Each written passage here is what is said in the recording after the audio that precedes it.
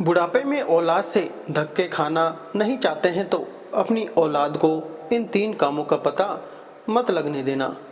मित्रों, कई बार जब हम देखते हैं कि किसी बेटे ने अपने माँ बाप को धक्के मारकर घर से बाहर निकाल दिया या बूढ़े होने पर उन्हें बुढ़ापे का कष्ट सहने के लिए अकेला छोड़ दिया, किसी बेटे ने अपने माँ बाप को भीख मांगने के लिए मजबूर कर दिया या उन्हें अपने ही हाथों से मारते पीटते हैं, उन्हें बेइज्जत करते हैं, सब देखकर जहन में एक बात याद आती है कि यदि यही दिन देखने के लिए औलाद पाली जाती है तो ऐसी औलाद से तो बिना औलाद के ही होना ठीक है।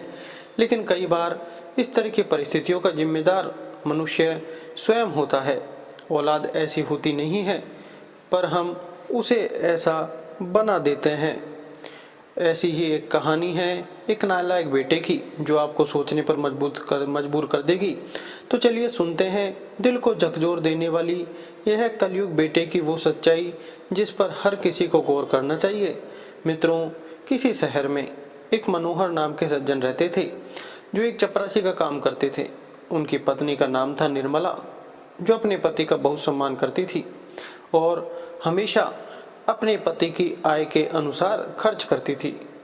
उनका एक बेटा और एक बेटी थी। बेटी की शादी हो चुकी थी। बेटे का नाम था संदीप। मनोहर और उनकी पत्नी ने संदीप को खूब पैसा लगाकर पढ़ाया, उसके सारे खर्चे उठाए। एक ही तो बेटा था, इसलिए मनोहर ने संदीप की सुख सुविधाओं में और उसकी पढ़ाई लिखाई में कोई कसर नहीं छोड़ी थी।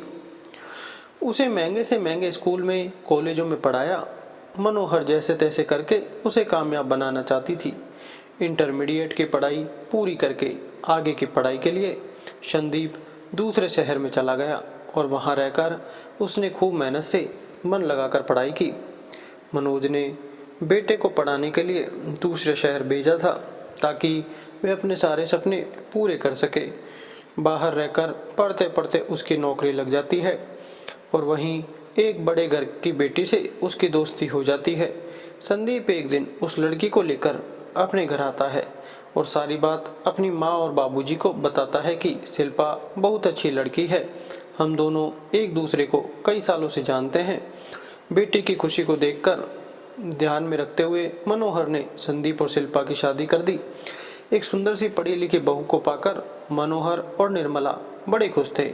निर्मला ने घर की सारी जिम्मेदारी शिल्पा को सौंप दी और कहा, बहू, घर की अब सारी जिम्मेदारी तुम्हारी है, हमारा क्या है, हम तो बूढ़े हो चले हैं। बुढ़ापे के दिन बहू और बेटे की देखरेख में अब चैन से कट जाएंगे, जैसा कि हर माँ बाप सोचते हैं। मनोहर और निर्मला ने भी सोचा।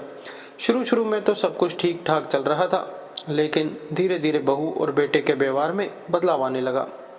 शिल्पा बड़े घर की बेटी थी, इसलिए वह अकेला रहना चाहती थी। सास ससुर अगर किसी काम की उससे कहते थे तो वो मन ही मन सुलग उठती थी। वो इस बात की शिकायत अपने पति संदीप से भी करती थी। संदीप उसे समझा दिया करता था कि देखो, जितना हो सके अभी बर्दाश्त कर लो। यदि माँ और बाबूजी के प्रति अच्छा बर्ताव करोगी तभी तो सभी जायदाद की मालिक बन पाओगी। हो सकता है तुम्हारे व्यवहार से तंग आकर माँ और बाबूजी अपनी दौलत हमारे नाम ना कराएं। एक बार उसे अपने नाम आ जाने दो, फिर बाद में आप जैसा कहोगी वैसा ही होगा। संदीप के इस प्रकार के समझाने पर शिल्पा भी अपने सास ससुर की हर तरह की बात सहन कर लेती थी और वे जो जैसा कहते थे वैसा कर दिया करती थी। एक दिन की बात, मनोहर अचानक से बीमार पड़ गए। खून की उल्टियां होने लगी। आनन फानन में निर्मला जी ने उन्हें अस्पताल में भर्ती कराया। डॉक्टर ने कहा कि इन्हें बचाने के लिए काफ़ी पैसे का इंतजाम करना होगा। निर्मला जी ने अपने बेटे से कहा कि बेटा, तुम्हारे पापा ने जो पैसे बचत करके रखे हैं उन्हें निकालने में यह भी इस समय असमर्थ हैं, तुम ही कहीं से पैसों का इंतजाम करो। मित्रों, पैसों का नाम सुनते ही लड़का एकदम से कहने लगा, अरे माँ, इतने पैसों का इंतजाम मैं इतनी जल्दी कहाँ से करूँगा? मामूली सी तो नौकरी करता हूँ और अभी अभी मैंने अपना नया ऑफिस बनवाने का ऑर्डर दे दिया है, उसके लिए भी काफ़ी पैसे चाहिए। अचानक से इतने पैसों का इंतजाम करना मेरे बस की बात नहीं है। माँ ने कहा, बेटा, तुम्हारे पिता को तो ठीक कराना ही होगा, हम उन्हें इस हालत में नहीं छोड़ सकते। तुम कुछ भी करो, अपने किसी रिश्तेदार या दोस्त से पैसे उधार ले लो।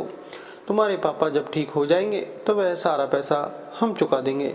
लड़का बोला, हे माँ, पापा के पैसे अब काम नहीं आ रहे हैं तो मैं तो इनसे पहले ही कहता था कि अपना सारा हिसाब किताब मुझे सौंप दो, पर पिताजी को तो शायद मुझ पर भरोसा ही नहीं था। माँ ने कहा, बेटा इस बार इन्हें किसी तरह से ठीक करा लो, जब ये ठीक हो जाएंगे तुम्हें सबसे पहले मैं यही काम करवाऊंगी। ये तो बुढ़ापे पूरी तरह से हावी हो गया है, पता नहीं कब क्या हो जाए। लड़के ने कहा, ठीक है माँ, अगर कहीं से मदद मिलती है मैं देखता हूँ। इस प्रकार संदीप वहाँ से चला गया और थोड़ी देर बाद माँ के पास लौट कर आया और बोला, माँ आप चिंता मत करो, पैसों का इंतजाम हो गया है। मैं 1 महीने में लौटाने की बात कहकर पैसे लेकर आया हूँ। यदि 1 महीने में पैसे नहीं लौटाए तो मेरी बहुत बड़ी बात खराब होगी। माँ बोली, कैसी बात करते हो बेटा, अपने पापा को ठीक हो जाने दो, हम सब चुका देंगे। इतना कहकर निर्मला मनोहर के पास चली जाती है।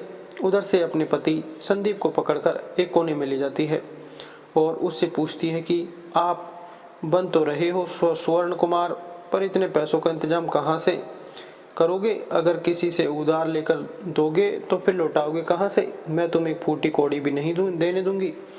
संदीप ने कहा, प्रिय, मैं किसी से पैसे उधार नहीं ले रहा हूँ। मेरे ही पैसे पर कुछ बड़ा पाने के लिए ऐसे छोटे छोटे खर्चे तो करने ही पड़ते हैं। जब मैं पापा के इलाज में यह पैसे लगाऊं तो माँ भी उन्हें उधार का समझकर जल्दी चुकाने का प्रयास करेगी। पापा के नाम सारे वही खाते मेरे नाम करवा देगी। हमें हमारे पैसे भी मिल जाएंगे और पापा की दौलत भी। जल्द ही मैं अपने ऑफिस का मालिक बन जाऊंगा। शिल्पा भी संदीप की बात का मतलब समझ जाती है। इस प्रकार कुछ दिन अस्पताल में रहकर मनोहर का इलाज चलता रहता है। जब उनकी मेहनत में उनकी सेहत में कुछ सुधार हो जाता है तो निर्मला अपने पति की छुट्टी कराकर घर ले जाती है। उन्हें तो ऐसे पता था कि उनके इलाज में लगे पैसे बेटे ने कर्जा लेकर आया है। सो एक दिन निर्मला अपने पति मनोहर से कहती है कि बेटे पर काफ़ी कर्ज हो गया है, सो क्यों ना आपके नाम की सारी जायदाद बेटे के नाम करा दो। लेकिन मनोहर ऐसा करने से मना कर देते हैं। कहते हैं, निर्मला जरा सोचो, हमारे पास जो पूंजी है यही तो हमारे बुढ़ापे का सहारा है। हम अभी से सब कुछ उसे देकर अपने हाथ नहीं कटवा सकते, और फिर जो कुछ मेरा है वह सब हमारे बेटे संदीप का ही तो है। आज नहीं तो कल उसे सब मिल ही जाएगा। तब निर्मला कहती है, देखो तुम्हें नहीं मालूम, आज हमारे बेटे ने तुम्हारे इलाज के सारे पैसे कर्ज लेकर आया है। इसमें उसकी भी बात खराब नहीं होने देनी चाहिए। कल को कोई बात होगी तो वह हमें संभाल लेगा। मित्रों, निर्मला के बार बार कहने पर मनोहर जी ने अपनी सारी संपत्ति संदीप के नाम करा दी। संपत्ति बेटे के नाम होते ही बहू और बेटों का रवैया बदल गया। अगले दिन निर्मला ने अपनी बहू शिल्पा से कहा कि बहू रानी, अपने पापा के लिए दलिया बना कर दे दो। शिल्पा ने तपाक से जवाब दिया, 1 मिनट रुको मम्मी जी, मैं एक कागज कलम लेकर आती हूँ, उसके बाद तुम मुझे बताना क्या क्या बनाना है। मित्रों, शिल्पा ने यह बात चिढ़ते हुए कही थी। निर्मला पूछने लगी, बहू यह तुम क्या कह रही हो, मैं कुछ समझी नहीं। तब शिल्पा कहती है, अरे बुढ़िया, थोड़ा दिमाग पर भी जोर डाल लिया करो। आप लोगों की नज़रों में क्या यह घर है एक होटल है, और मैं कोई किसी होटल की वेटर लग रही हूँ जो आप लोगों के ऑर्डर लेती रहूँगी, और तुम जो ऑर्डर करोगे वह मैं तुम्हें बना कर देती रहूँगी। ध्यान से सुनो, बीमार पापा जी हैं, तुम नहीं हो जो मुझे ऑर्डर चला रही हो। यदि उन्हें दलिया चाहिए तो तुम अपने हाथों से बनाकर क्यों नहीं दे देती?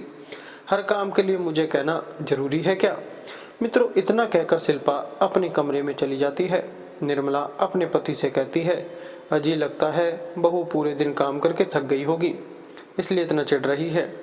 परंतु आप चिंता मत करिए, जैसे ही बहू का गुस्सा शांत होगा वह हमारे पास आकर माफ़ी मांगने लगेगी, देखना। चलो आज तुम मेरे ही हाथ का बना हुआ दलिया खा लो। उसके बाद निर्मला जी ने उठकर मनोहर के लिए दलिया तैयार किया और अपने पति को खिला दिया। निर्मला जी समझ तो गई कि थी कि बहू ने यह बात क्यों कही थी, पर वह अपने पति को ऐसा लगने देना नहीं चाहती थी। अगले दिन निर्मला फिर मनोहर से कहती है, अजी आज मैं आपके लिए क्या बनाऊं जो आपको पसंद हो? मनोहर बोले, तुम क्यों परेशान होगी, बहू है ना। निर्मला ने कहा, जी बहू को सुबह से बहुत सारे काम होते हैं, मैंने सोचा उसे बार बार क्यों परेशान करूं, इतना काम तो मैं भी कर सकती हूं। मित्रों, मनोहर समझ तो रहे थे कि कल बहू के फटकार के कारण आज यह सब काम स्वयं कर रही है। मनोहर, बली अजी तुम जो कुछ भी बनाओगी वह मैं सब खा लूँगा। उसके बाद निर्मला जी रसोई में जाती हैं, मगर वहाँ जाकर देखती हैं तो चौंक जाती हैं। अरे यह क्या, आज तो रसोई के ऊपर ताला लगा हुआ है। सोचने लगी, आज तक तो कभी रसोई के ऊपर ताला नहीं लगा, आज यह क्या हो गया। निर्मला जी ने अपनी बहू को आवाज़ लगाई। उधर से शिल्पा ने दो टूक जवाब दिया, अरे मम्मी जी, इतना क्यों गला फाड़ कर चिल्ला रही हो। निर्मला जी ने कहा, बहू, आज तक रसोई में और पूजा घर में कभी ताला नहीं लगा, आज मैं यह क्या देख रही हूँ। शिल्पा कहने लगी, हाँ, अब ताला लगाना जरूरी हो गया है, क्योंकि इस घर में अब दो भूखे जानवर रहते हैं, उन्हें हर समय भूख लगी रहती है। अब हमारा घर कोई मंदिर का भंडारा नहीं है जो 5-5 बार खाने को दिया जाएगा, इसलिए मैंने ताला लगा दिया। जब भी तुम्हारी खाने की इच्छा होती है तो मुंह उठाकर रसोई में घुस जाते हो। निर्मला ने कहा, बहू, अब तो हम लोग तुम्हारी नज़र में जानवर हो गए क्या। शिल्पा ने कहा, और नहीं तो क्या, मैं तो आप लोगों की भूख से तंग आ गई हूँ। आज से मैं डिसाइड करूँगी कि तुम्हें कब खाना है और क्या खाना है। अपनी बहू की यह बात सुनकर निर्मला गुस्से से लाल पीली हो गई। कहने लगी, तेरी यह मजाल कि हमें जानवर कहे और हमारे खाने का तू हिसाब रखेगी। यह घर मेरा है और हम इतने गरीब नहीं हैं कि खाना भी नाप तोल कर खाएंगे। जब संदीप को पता चलेगा कि तुमने हमारे साथ कैसा व्यवहार किया है तो वो तुम्हें बहुत अच्छे तरीके से सबक सिखाएगा। शिल्पा कहने लगी, हाँ, तू मुझे अपने बेटे की धमकी ना दे, तेरे बेटे को तो पहले से ही सब कुछ पता है। उन्हें मालूम था कि आप लोग ऐसा ही करोगे, इसलिए तो उन्होंने तुम्हारी सारी जायदाद अपने नाम करा ली। अब तुम लोग हमारे अधीन हो। और हाँ, आज से इस घर में मुफ्त की रोटियां नहीं मिलेंगी। पापा ही तो बीमार हैं, आप तो ठीक ठाक हो, इसलिए आज से पूरे घर का काम तुम ही करोगी, वरना हमें आप लोगों को उठाकर बाहर निकालने में जरा भी देर नहीं लगेगी। मित्रों, अपनी बहू की ऐसी जली कटी बातें सुनकर निर्मला जी बिना कुछ कहे अपने कमरे में चली जाती है। आंखें आंसुओं से डबडबा हुई थी। मनोहर ने देखते ही समझ लिया। कहने लगे, निर्मला, इसलिए तो मैं अपनी जायदाद संदीप के नाम नहीं कराना चाहता था। मुझे पता था कि अपनी मुट्ठी खाली होते ही सब लात ही मारेंगे। मैं आपके ही कहने पर सारी संपत्ति उन्हें दे दी, पर वह इतना नीचे गिर जाएंगे, यह तुमने कभी नहीं सोचा था। अब भलाई चाहती हो तो इस घर के सारे काम करो, वरना इस घर के मालिक हमें बाहर निकाल फेंकेगा। निर्मला जी कहने लगी, जी आप चिंता मत करिए, बेटे को आने दीजिए, मैं सारी बात उससे कहूँगी। मित्रों, रात को जब संदीप आता है तो शिल्पा ने जैसा व्यवहार किया था वो सारी बात निर्मला जी अपने बेटे को बताने लगी। कहने लगी, बेटा, क्या हम इस घर के जानवर हैं जो मेरी बहू हमें जानवर कहती है। आज तक हमारी रसोई पर कभी ताला नहीं लगा, पर आज शिल्पा ने हमारे लिए ताला डाल दिया। क्या हम तेरे माता पिता नहीं हैं या फिर कोई गुलाम हैं। माँ की बात सुनकर बेटे ने कहा, बस करो माँ, आप लोग किस जमाने में जी रहे हो। आज के समय में ना बाप बड़ा है ना भैया, सबसे बड़ा रुपया। आपको क्या लगता है कि पूरी जिंदगी मैं और मेरी पत्नी तुम्हारी चाकरी करेंगी। खबरदार, जो आज के बाद मेरी पत्नी के बारे में कुछ कहा तो वह जैसा कहे वैसा करते रहना, वरना बहुत बुरा होगा। मित्रों, निर्मला जी उम्मीद का दीपक जलाए बैठी थी कि बेटा आएगा तो वह हमारी सुनेगा, पर यहाँ तो उल्टा हो गया। रही सही कसर बेटे ने पूरी कर दी। बेटे की इन बातों को सुनकर माँ की जुबान से एक शब्द नहीं निकला, सिर्फ आंखों से आंसू की धार बह रही थी, और कर भी कह सकती थी। मित्रों, इधर बहू और बेटों का व्यवहार दिन पर दिन खराब होता चला गया। शिल्पा पहले तो रसोई में ताला लगाती थी, अब उसने भोजन भी कम कर दिया। धीरे धीरे फिर उन्हें बासी खाना खिलाने लगी। मनोहर पहले से ही बीमार चल रहे थे, बासी खाना खा खा कर और भी ज़्यादा बीमार हो गए। इधर निर्मला जी पूरे दिन घर का काम करती थीं, ऊपर से खाना भी उन्हें ताज़ा और भरपेट नहीं दिया जाता था। धीरे धीरे उनका स्वास्थ्य भी गिरता चला गया। कमजोरी के कारण उन्हें बेहोशी छा जाती थी। एक दिन जब वह काम करते करते थकी हारी सो गई। मनोहर जानते थे कि निर्मला को घर का सारा काम करना पड़ता है, ऊपर से खाना भी ठीक नहीं मिलता। मनोहर ने अपनी बहू से कहा, बहू, आज रात का खाना मुझे मत देना, उसके बदले में तो अपनी सास का पेट भर देना, वह बड़ी कमज़ोर हो गई है। शिल्पा कहने लगी, ससुर जी आप कहते हैं तो मैं ऐसा ही करूँगी, फिर आप मत कहना कि मैं कमज़ोर हो गया। अरे आप दोनों तो ऐसे जता रहे हो जैसे मैं आप दोनों को भूखा रखती हूँ। तुम लोगों से काम तो कुछ होता नहीं है, बस खाना ही खाना चढ़ा रहता है। मित्रों, धीरे धीरे शाम होती है और शाम को जब निर्मला खाना खाने के लिए जाती है तो आज तो खाना देखकर वह हैरान रह जाती है। आज शिल्पा ने उन्हें 2 कटोरी में दाल और 4 रोटियां परोसी थीं। निर्मला सोचने लगी कि वैसे तो बहू मुझे 2 रोटियां और 1 कटोरी दाल दिया करती थी, लेकिन आज बहू को क्या हो गया है। उन्हें यह देखकर बड़ी खुशी हुई। फिर उन्होंने अपनी बहू से पूछा, शिल्पा बहू आज मेरी थाली में ज़्यादा खाना कैसे परोस दिया। शिल्पा ने रूखे स्वर में कहा, ज़्यादा बातें मत करो, जो मिला है चुपचाप खा लो, वरना यह भी नहीं मिलेगा। मित्रों, उस दिन निर्मला ने भरपेट खाना खाया, मगर उस बेचारी को क्या पता था कि आज उसने अपने पति के हिस्से का भी खाना खा लिया। भोजन करके सोने के लिए चली गई। आज वो बहू का व्यवहार अपने पति को बताना चाहती थी, पर पति के कमरे में पहुंची तो मनोहर सो चुके थे, तो सोचा कि चलो सुबह बता दूंगी। इस तरह निर्मला जी भी अपने कमरे में सोने के लिए चली जाती है। इधर जब सवेरा होता है तो निर्मला जी अपने पति के कमरे में पहुंची। उन्होंने देखा कि उनके पति मनोहर चारपाई से नीचे पड़े थे और उनके मुंह से काफ़ी खून बह रहा था। यह देखकर निर्मला जी घबरा जाती हैं। उन्होंने जल्दी जल्दी अपने बेटे को खबर दी और अस्पताल में भर्ती कराया। बेटे ने अपने पिता को ले जाकर सरकारी अस्पताल में भर्ती कर दिया और उन्हें छोड़कर चला आया। डॉक्टर ने कहा, अगर इन्हें खून की व्यवस्था नहीं हुई तो इनका बचना मुश्किल हो जाएगा। अब निर्मला जी खून की व्यवस्था कहाँ से करती, पैसे तो उनके पास थे नहीं। आखिरकार जब उनका मन नहीं माना तो वह बेटे के ऑफिस पहुंच गई। बेचारी निर्मला जी उसके ऑफिस के बाहर बैठकर उसका इंतजार कर रही थी कि बेटा कब आएगा। सूखी आंखों से उसके दरवाजे की तरफ देख रही थी। काफ़ी देर हो चुकी थी, अभी तक संदीप नहीं आया था। बैठे बैठे उनके घुटनों में दर्द होने लगा। तभी वहाँ एक चपरासी ने देखा कि बूढ़ी माँ ऑफिस के बाहर बैठी हैं, तो उस चपरासी ने तरस खाकर उन्हें बैठने के लिए कुर्सी दे दी। निर्मला जी ने उसे आशीर्वाद दिया। थोड़ी देर के बाद उसने देखा कि उसका बेटा एक बड़ी सी गाड़ी से आता है और जैसे ही वह गाड़ी से नीचे उतरा तो निर्मला जी भागकर के उसके गले लगकर फूट फूट कर रोने लगी। अपनी माँ को मैले कुचले कपड़ों में अपने गले लगता देख संदीप अपने आप को अपमानित महसूस करने लगा। उसने अपनी माँ को दूर झटकते हुए कहा कि कौन है यह बुढ़िया और यह क्या कर रही है। चपरासी ने कहा, सर वह बहुत देर से आपका इंतजार कर रही है, जब से आई है तब से बैठी रो रही है। संदीप अपने नौकर पर चिल्लाता है, तुम्हारा दिमाग खराब है, किसी को भी यहाँ बैठा लेते हो, यह मेरा ऑफिस है, भिखारियों का नहीं है। कुछ पैसे देकर अभी यहाँ से इसे निकालो। पता नहीं कैसे कैसे लोग बेशर्म की तरह मुंह उठाए चले आते हैं। मित्रों, अपने बेटे के मुंह से यह सब सुनकर निर्मला जी का हृदय छलनी छलनी हो जाता है। कहने लगी, बेटा तुम ठीक कह रहे हो, मैं एक भिखारी हूँ। आज मुझे अपने पति के प्राण बचाने हैं, इसलिए भीख मांगने आई हूँ। हो सके तो कुछ दे दो बेटा, डॉक्टर ने उन्हें खून चढ़ाने को कहा है।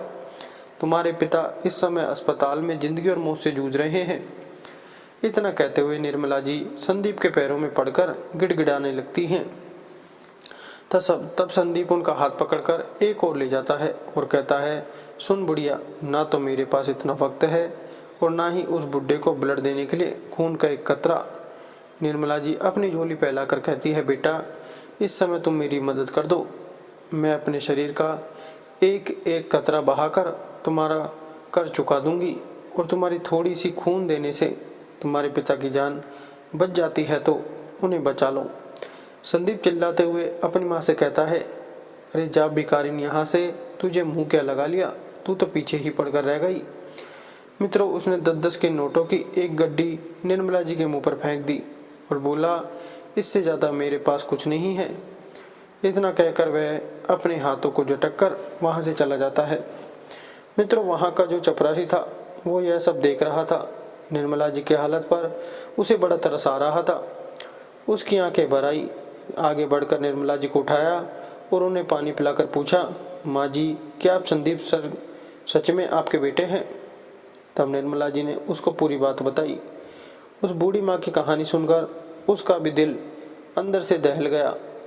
उसने धीरज बंधाया और उनके हाथ अपने हाथों में थाम कर बोला, अम्मा जी, आप चिंता मत करिए, सब ठीक हो जाएगा। मुझे बताइए, मैं आपका बेटा हूँ, मैं आपके लिए क्या कर सकता हूँ? अगर बाबूजी को खून की ज़रूरत है तो मैं अपना खून उन्हें दे दूँगा। उधर थोड़ी देर के बाद संदीप अपनी मीटिंग समाप्त करके जब बाहर आया तो उसने अपनी माँ को वहीं पर बैठा देखा। वह उन्हें देखकर एकदम गुस्से से भर गया। उसने निर्मला जी का हाथ पकड़ा और वहाँ से ले जाने लगा। सोचने लगा कि इस बुढ़िया को यहाँ से हटा देता हूँ, वरना मीटिंग में से जो लोग आएंगे और इसने उनके सामने मुंह खोल दिया तो उन्हें सब पता चल जाएगा। मुझे उन वीआईपी गेटों के सामने बहुत लज्जित होना पड़ेगा। वह उन्हें झोंकता हुआ वहाँ से ले जाने लगा। तभी पीछे से गार्ड आता है और उसने जोरदार थप्पड़ संदीप के मुंह पर दे मारा। तमाचा इतना जोरदार था कि ऑफिस के अंदर जितने लोग काम कर रहे थे वे सभी लोग बाहर आ गए। सब लोग संदीप को ऐसा करते देख उसे कोसने लगे कि शर्म नहीं आती अपनी माँ के साथ ऐसा दुर्व्यवहार करते हुए। संदीप ने गार्ड से कहा, तुम्हारी हिम्मत कैसे हुई अपने बॉस के ऊपर हाथ उठाते हुए?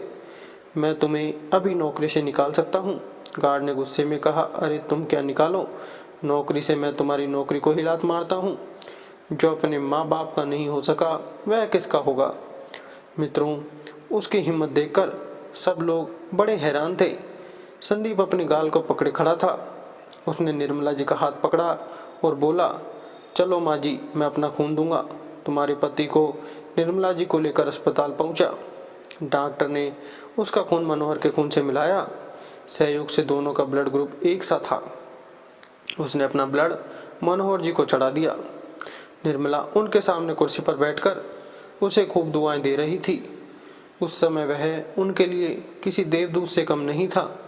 ब्लड चढ़ने के बाद निर्मला के पैरों में गिरकर रोने लगी। कहा, माँ जी, मेरे पैर पड़कर तुम मुझे पाप का भागी क्यों बना रही हो? माँ के लिए उसका हाथ बच्चों के सिर पर आशीर्वाद के रूप में होते हैं। निर्मला जी ने थोड़े पैसे उस गार्ड को देते हुए कहा, बेटा, तुमने मेरे लिए अपनी नौकरी छोड़ दी, ये थोड़े से पैसे रख लो, तुम्हारे बच्चों के काम आएंगे। गार्ड ने कहा, माँ, तुम मेरी नौकरी की चिंता मत करो, तुम सुबह से बैठी यहाँ रो रही हो, तुमने कुछ खाया भी नहीं होगा, पहले मैं आपके लिए कुछ खाने को लेकर आता हूँ। मित्रों, निर्मला जी बड़ी ही आशा भरी निगाहों से उसको देख रही थी। ऐसा लग रहा था जैसे उन्हें उनका असली बेटा मिल गया हो। एक अपरिचित व्यक्ति होते हुए भी उसने मनोहर की जान बचाई और संदीप, जो उनका अपना ही खून था, उसने अपनी माँ को बेगान कहकर धक्का मारकर घर से निकाल दिया। धिक्कार है ऐसी औलाद को। क्या इसी दिन के लिए उन्होंने बेटे को पाला पोसा था? क्या उसी बेटे को पढ़ाने लिखाने के लिए उन्होंने रात दिन बैल की तरह बोझा ढोया था? मित्रों, उधर वो गार्ड कुछ खाने के लिए लेकर आता है, इधर डॉक्टर अपने केबिन से निकल कर आता है और निर्मला जी को बताता है कि माँ जी, माफ़ करना, हम आपके पति को बचा नहीं पाए। यदि ब्लड का इंतजाम 2 घंटे पहले हो जाता तो शायद उनकी जान बच सकती थी। यह सुनते ही निर्मला जी को ऐसा लगा जैसे किसी ने उन पर बजज सा गिरा दिया हो।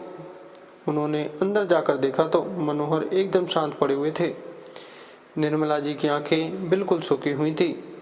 पत्थर की मूर्ति बनकर वे अपने पति के पास बैठ गई। उधर उसी समय पर उनकी बेटी कमला का फोन आता है। फोन उठाते हुए निर्मला जी ने अपनी बेटी को बताया कि बेटा, तुम्हारे पापा अब नहीं रहे। चलो, अच्छा हुआ जो मेरे मरने से पहले ही चले गए, अगर मैं पहले मर जाती तो मेरी आत्मा भटकती रहती। तब कमला बताती है, माँ जी, क्या सचमुच पापा इस दुनिया को छोड़कर चले गए? कल रात वो मुझे एक बात कह रहे थे कि बेटा, अपनी माँ का ध्यान रखना। बेटी ने कहा, माँ, मैं अतिशीघ्र वहाँ पहुँच रही हूँ, मुझे आने में 2 दिन लग जाएंगे। मित्रों, इधर शाम तक मनोहर का क्रियाक्रम हो जाता है। बेटी विदेश में रहती थी, इसलिए उस दिन नहीं आ सकी।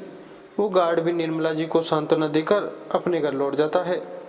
इधर जब शिल्पा ने सुना कि अगले दिन हमारी ननद आ रही है तो उसने अपने पति संदीप से कहा, पता नहीं वो आकर क्या करेगी जब उसे सब कुछ पता चलेगा कि बाबूजी की जान हमारे कारण गई है। संदीप ने कहा, और उसे बताएगा कौन कि बापूजी हमारे कारण मर गए हैं। जवाब दिया, आपकी एक कलमी माँ उसे जरूर बता देगी। तो संदीप ने कहा, तुम चिंता मत करो, मैं बुढ़िया को उसी बुड्ढी के पास भेज देता हूँ। कमला तो कल आएगी, हम आज ही इसका इंतजाम कर देते हैं, फिर हमें किसी का कोई डर नहीं रहेगा। अगर कोई पूछेगा तो हम कह देंगे कि पापा के गम में माँ भी चली गई, और सब लोग मान भी लेंगे। मित्रों, संदीप और उसकी पत्नी निर्मला जी मारने का प्लान बना लेते हैं। सोचा कि इसकी खीर में जहर मिलाकर खिला देते हैं, इसकी भी राम नाम सत्य हो जाएगी। शिल्पा ने खीर तैयार की और उसमें जहर मिलाकर अपनी सास निर्मला जी को खिलाने के लिए उसके कमरे में पहुंच गई। लेकिन उन्हें नहीं पता था कि कमला ने कल आने के लिए कहा था, वो आज ही आ जाएगी। कमला के पास एक चाबी का सेट था जो उसके पिता ने दिया था कि हमारे ना होने पर बेटी जब कभी घर आए तो वे अंदर जा सके। इधर शिल्पा अपनी सास को खीर में जहर खिलाने वाली थी, उधर कमला ने आकर उनकी सारी बातें सुन ली और उन्हें अपने फ़ोन में रिकॉर्ड कर लिया। उसके बाद कमला ने दरवाज़ा खोला और अंदर गई। जाते ही शिल्पा के गाल में तमाचा मार दिया। कहने लगी, अब मैं समझ गई कि मेरे पापा मरे नहीं हैं, तुम लोगों ने उन्हें मारा है। अब तुम माँ को भी मारने जा रहे थे। अचानक आया देख दोनों की चिट्ठी पिट्टू गुम हो जाती है। कमला ने फ़ोन करके पुलिस वहाँ बुला लिए और उन दोनों को पकड़वा दिया, और उन्होंने जो अपने नाम सारी जायदाद करवा ली थी उसे भी दोनों से छीन लिया। पुलिस को देखकर दोनों डर के मारे थर थर काँपने लगे और निर्मला जी के पैरों में गिरकर माफ़ी मांगने लगे, पर निर्मला जी उन्हें माफ़ नहीं किया। पुलिस इन दोनों को उठाकर ले गई और उन्हें सलाखों के अंदर डाल दिया। निर्मला जी ने अपनी सारी संपत्ति अपनी बेटी और उस गार्ड के नाम करा दी जिसने वास्तविक उनके बेटा होने का फर्ज निभाया था। उसने अपना ब्लड देकर मनोहर की जान बचाने का प्रयास तो किया, मगर किस्मत से वह बच नहीं पाए। कमला ने भी उसे गार्ड को अपना भाई मान लिया। मित्रों, इस कहानी से हमें एक बात सीखने की ज़रूरत है कि ज़िंदगी में कभी अपने जीते जी अपने हाथ खाली नहीं करने चाहिए। जब हाथ खाली हो जाते हैं तो फिर अपने ही ठोकर मारने लगते हैं। दूसरी बात समझने वाली यह है कि बच्चों को बचपन से अपने से इतना दूर ना रखें कि वे आपसे दूर ही हो जाएं। जितने भी रिश्ते होते हैं वे सब मोह की बुनियाद पर होते हैं। यदि मोह है तो बेटे का बाप है और बाप का बेटा है, मोह नहीं है तो कुछ नहीं है। बचपन से जब हम उन्हें पढ़ने लिखने के लिए अपने से दूर भेजते हैं, 18-20 साल तक जब वे हमसे दूर रहकर पढ़ते हैं तो उनका हमारे प्रति मोह खत्म हो जाता है, और जिसके अंदर मोह नहीं रहेगा वह कभी आपके केयर कर ही नहीं सकता। तीसरी बात समझने वाली यह है कि इंग्लिश कॉन्वेंट स्कूल में पढ़ाने के साथ साथ एक पार्ट अपनी संस्कृति और संस्कारों के भी पढ़ाएं। जहाँ यदि वे अपने संस्कारों को नहीं पढ़ेंगे तो विदेशी सभ्यता पढ़ जाएंगे जो अपने माँ बाप को बूढ़ा होते ही त्याग देते हैं। मैं तो कहूँगा कि अपने देश में जितने भी कॉन्वेंट स्कूल हैं उनमें आधे घंटे का एक विषय और बढ़ा दिया जाए। उसमें सिर्फ अपने आदर्श, अपनी संस्कृति, अपने सिद्धांत और अपने महापुरुषों के बारे में बताया जाए। इससे क्या होगा कि बच्चे पढ़ाई लिखाई के साथ साथ अपने आदर्शों का भी पाठ पढ़ जाएंगे। कहते हैं आप चाहे जितने भी अंग्रेज बन जाओ, यदि आपने बचपन से अपने संस्कारों को पढ़ा है तो आप कभी अपने कर्तव्य धर्म से विमुख नहीं हो सकते। तो दोस्तों, वीडियो अच्छी लगी तो वीडियो को लाइक करें, चैनल को सब्सक्राइब जरूर करें। धन्यवाद।